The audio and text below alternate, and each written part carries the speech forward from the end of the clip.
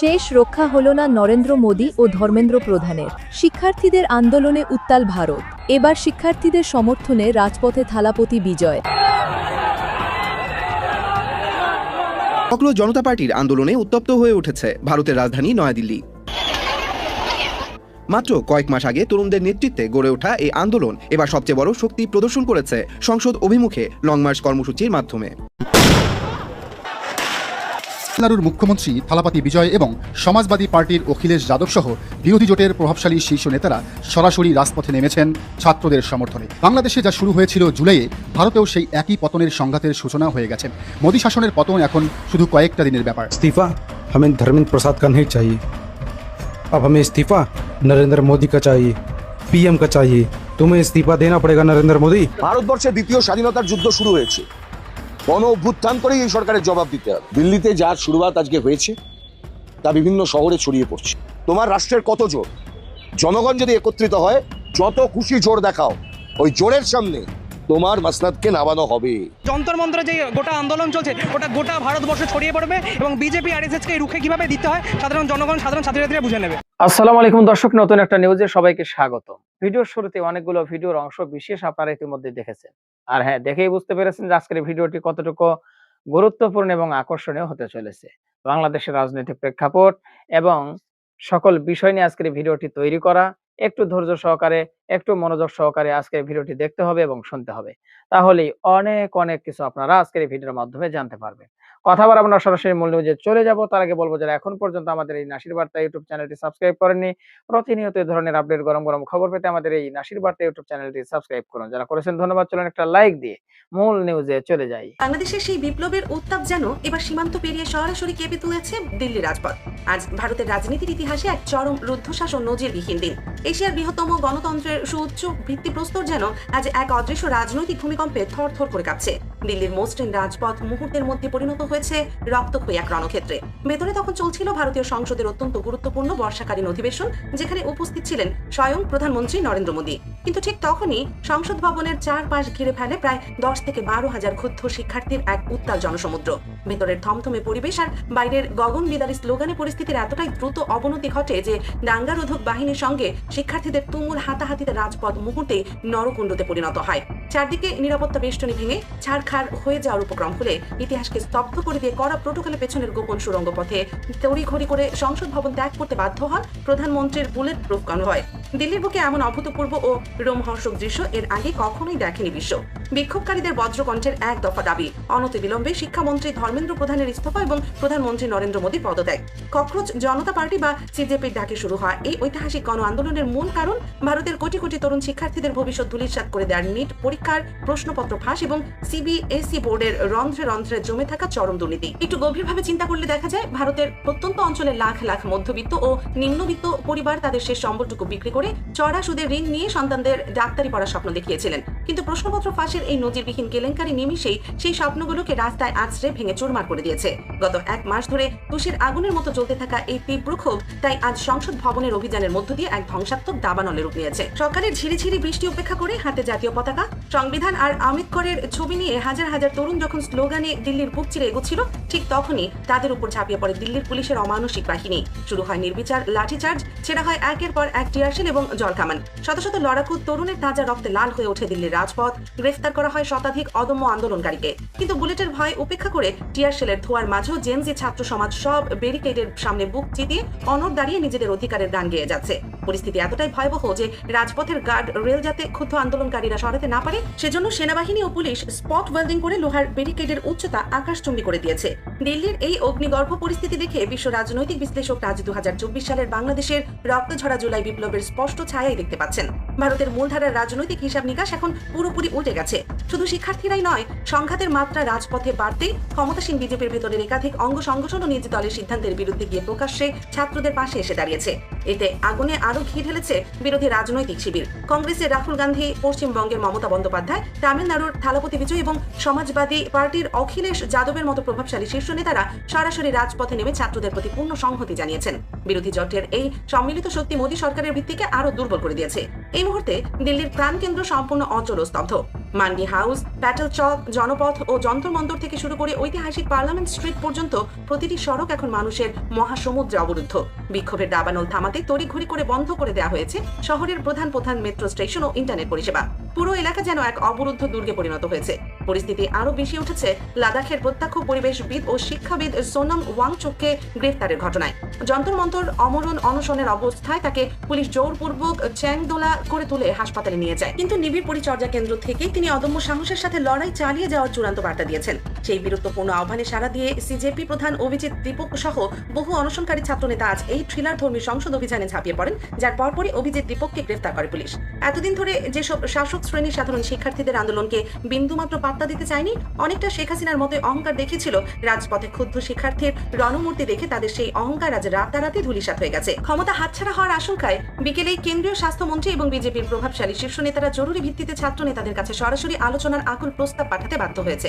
আন্তর্জাতিক ঘুরেচিন্নিতের প্রেক্ষাপটেও এই ঘটনা অত্যন্ত তাৎপর্যপূর্ণ যে নরেন্দ্র মোদী 2024 সালের গণ অভ্যুত্থানের পর শেখ হাসিনাকে নিজ দেশে আশ্রয় দিয়েছিলেন, আজ ভাগ্যের নির্মম পরিহাসে তিনি নিজেই নিজ দেশের ছাত্র জনতার তোপের মুখে।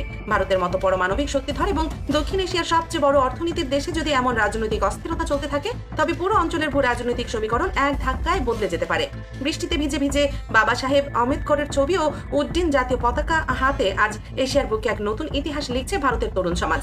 একদিকে হাসপাতালে চিকিৎসাধীন সোনাম ওয়াংচুকের আপোষহীন অবস্থান, অন্যদিকে পুলিশের লাঠির সামনে স্তব্ধ না হয়ে বুক চিতিয়ে দাঁড়িয়ে থাকা হাজার হাজার তরুণ। সব মিলিয়ে আজ চরম সংকটে মোদী সরকার।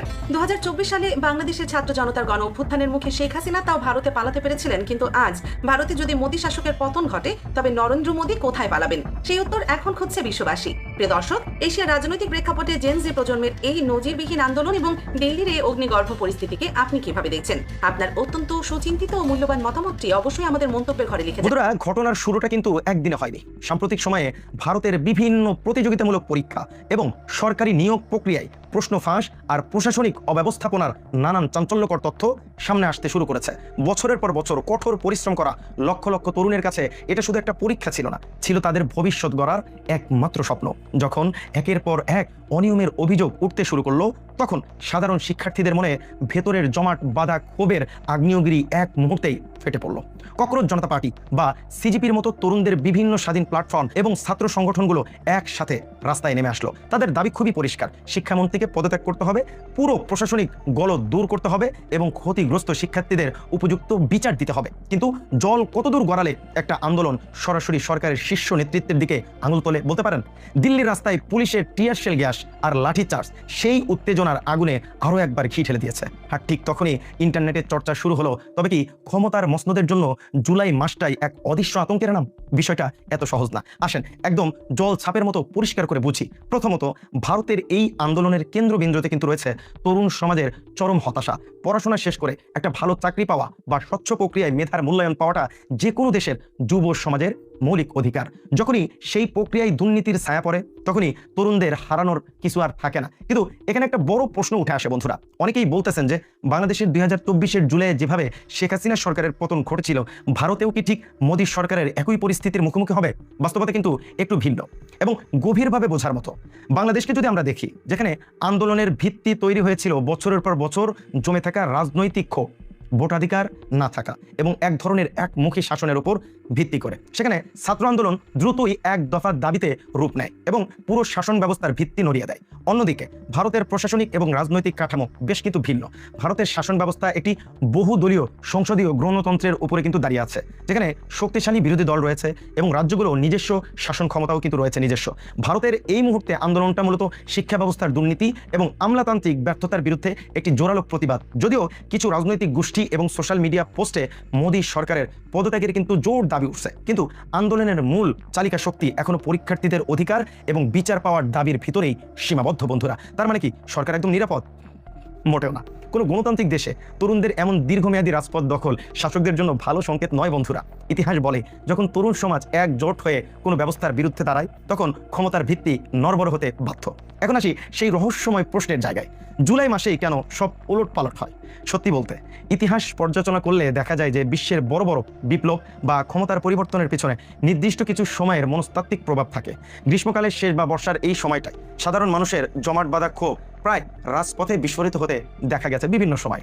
বাংলাদেশের 2024 সালের জুলাইয়ের ঘটনা আমাদেরকে দেখিয়েছে কিভাবে একটি সাধারণ কোটা সংস্কার আন্দোলন মাত্র কয়েক সপ্তাহের ব্যবধানে পুরো দেশের রাজনৈতিক ইতিহাস বদলে দিতে পারে। বিশ্বের ইতিহাসে ফরাসি বিপ্লবের মতো বড় কোনো ঘটনা ঘটেছিল এই জুলাই আগস্ট মাসেই, ঠিক আছে? ফলে মানুষের মনে একটা ট্রেন্ড বা ধারণা তৈরি হয়ে গেছে যে জুলাই মাস মানে হয়তো বড় কোনো পরিবর্তনের বার্তা। ভারতের বর্তমান পরিস্থিতি বাংলাদেশকে হুবহু অনুসরণ না করলেও একটি জায়গায় হুবহু মিল রয়েছে, আর তা হলো তরুণদের ক্ষোভের শক্তি। যখন লাখ লাখ শিক্ষার্থী রাস্তায় নেমে আসে তখন কোনো সরকারই তাদের হালকাভাবে নিতে পারে না। তাহলে এই পুরো ঘটনা থেকে ভবিষ্যতে কি হতে যাচ্ছে? ভারতের অভ্যন্তরীণ রাজনীতিতে এর প্রভাব হবে সুদূর প্রসারী। প্রথমত, মোদী সরকারকে এখন শিক্ষা ও নিয়োগ ব্যবস্থার নীতিতে বড় ধরনের একটা সংস্কার আনতে হবে। তরুণদের এই বার্তাই স্পষ্ট, প্রশাসন যদি স্বচ্ছ না হয় তবে আন্দোলনের উত্তাপ রাজপথ ছেড়ে ভোটের বক্সেও পৌঁছাতে পারে বন্ধুরা। দ্বিতীয়ত, দক্ষিণ এশিয়ার রাজনীতিতে এই আন্দোলন একটি বড় বার্তা দিচ্ছে, তা হলো নতুন প্রজন্মের কাছে পুরনো রাজনৈতিক ছক আর কাজ করতেছে না। বাংলাদেশ থেকে শুরু করে ভারত, নেপালেও আপনারা দেখছেন সবখানি তরুণরা এখন নিজেদের অধিকারের ব্যাপারে আগের চেয়ে অনেক বেশি সোচ্চার এবং তারা সামাজিক যোগাযোগ মাধ্যমকে কাজে লাগিয়ে দ্রুত সংগঠিত হতে পারে। সাধারণ মানুষের জন্য এর সহজ অর্থ হলো সরকার যতই শক্তিশালী হোক না কেন, জনগণের মৌলিক চাহিদা এবং তরুণদের স্বপ্ন নিয়ে ছিনিমিনি খেললে তার পরিণাম কখনোই ভালো হয় না। তাহলে পুরো আলোচনার নিরিখে আমরা আসলে কি বুঝতে পারলাম? জুলাই মাসের অভিশাপ বলে বাস্তবে অলৌকিক আসলে কিছু নাই। আসল বিষয় হলো যখন সাধারণ মানুষের পিঠ দেয়ালে ঠেকে যায় তখনই জন্ম নেয় পরিবর্তন। ভারতের আজকের এই আন্দোলন সরকার পতনের রূপ নেবে নাকি ব্যবস্থার বড় ধরনের সংস্কার আনবে তা নির্ভর করবে সরকার কিভাবে পরিস্থিতি সামাল দিচ্ছে তার উপরে। তবে ইতিহাস আবারও প্রমাণ করলো তরুণদের শক্তিকে কোনোভাবেই অবহেলা করা যায় না। আজকের এই বিশ্লেষণ থেকে আপনার কি মনে হয়, ভারত কি পারবে এই ছাত্র ক্ষোভ প্রশমিত করে একটি নতুন স্বচ্ছ ব্যবস্থা গড়ে তুলতে, নাকি আন্দোলন আরো বড় কোনো রাজনৈতিক মোড় নেবে? ভারত লন্ডভন্ড ককরুচে, অর্থাৎ ভয়ঙ্কর ককরুচের আক্রমণে বিধ্বস্ত ভারতীয় সরকার এবং নরেন্দ্র মোদী গভর্নমেন্ট। নজিরবিহীন ঘটনা। ভারতের বিগত 40 বছরের ইতিহাসে এমন নজিরবিহীন সরকার বিরোধী প্রোটেস্ট এর আগে কখনো দেখা যায় নাই।